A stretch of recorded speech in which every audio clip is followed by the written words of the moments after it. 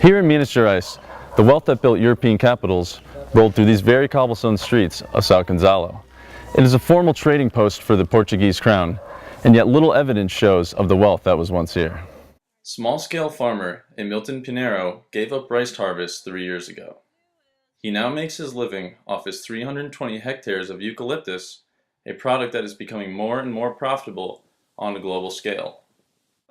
Marcos Guerreiro, an herbal medicine practitioner at the non-profit farm Funa Valley, uses the land to grow and harvest plants that grow wild in this region, the Cerrado.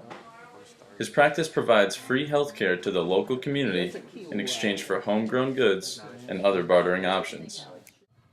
Nancy, a school teacher and community leader in the mountainous village of Capivari, grows her food in her backyard to feed her family.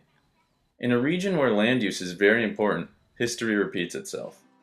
The way that the wealth finds its way to the urbanized areas of Brazil has empowered those large southern cities such as Sao Paulo and Rio de Janeiro and drained resources from the north, including Minas Gerais.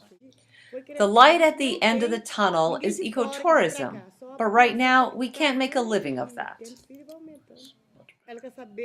We used to live off of the extension of diamond mining and wood harvesting. Then the government outlawed it through the new park.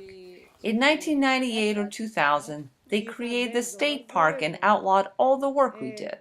They didn't give us an alternative way of making a living.